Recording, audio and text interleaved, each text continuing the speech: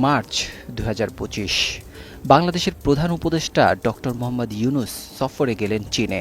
আর এই সফর ঘিরে কেঁপে উঠল নয়াদিল্লি। কারণ ডক্টর মোহাম্মদ ইউনূস সেখানে গিয়েই একটি জিওপলিটিক্যাল বারুদের স্তূপে আগুন ছুড়ে দেন।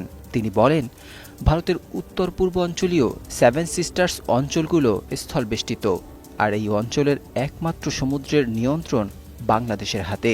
চীনের জন্য বাংলাদেশ যে একটি অপরিহার্য প্রবেশদ্বার তা স্পষ্ট করেই জানিয়ে দেন তিনি। এই বক্তব্য ভারতের কূটনৈতিক মহলে তৈরি করে অস্থিরতা।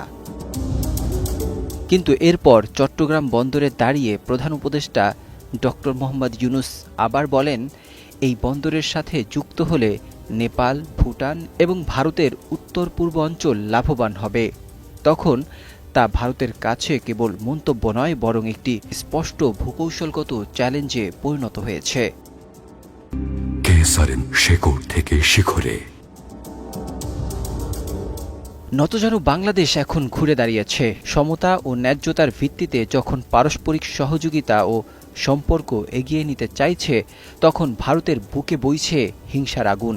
কিছুতেই যেন নিতে পারছে না বাংলাদেশের এই যৌক্তিক অবস্থান, আর তাতেই যেন উতলা হয়ে উঠেছে দেশটি। অবশ্য হিংসায় খুব একটা লাভ হচ্ছে না, বরং ৩০,০০০ কোটি টাকার বেশি বাড়তি খরচ করতে হচ্ছে দেশটিকে। পাকিস্তানের ভয়ে প্রতিরক্ষায় বাজেট বাড়ছে ৫০,০০০ কোটি রুপি, আর বাংলাদেশের সাথে জেদ করে ২২,০০০ কোটি রুপি ব্যয় করছে মোদি, যা দিয়ে তৈরি করা হবে একটি মহাসড়ক প্রকল্প, যা শিলং থেকে শিলচর পর্যন্ত ৪ লেনের ফাস্ট ট্র্যাক করিডোর তৈরি করবে। এটি বাস্তবায়ন করছে ভারতের national highway and infrastructure development corporation limited. আশা করা হচ্ছে ২০৩০ সালের মধ্যেই প্রকল্পটি বাস্তবায়ন শেষ হবে।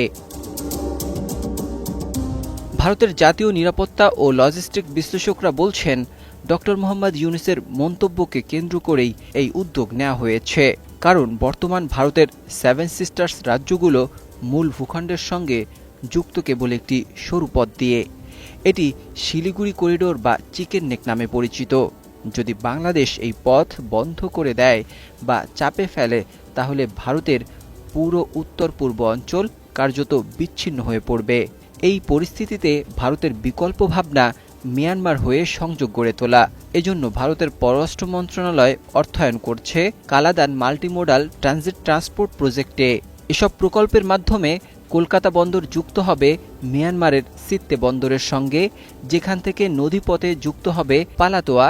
এরপর জরিনপুই পর্যন্ত সড়ক তৈরি হবে, আর এই পথ হয়ে যুক্ত হবে আসাম, মণিপুর, ত্রিপুরা, মিজোরাম সহ পুরো উত্তর পূর্ব অঞ্চল।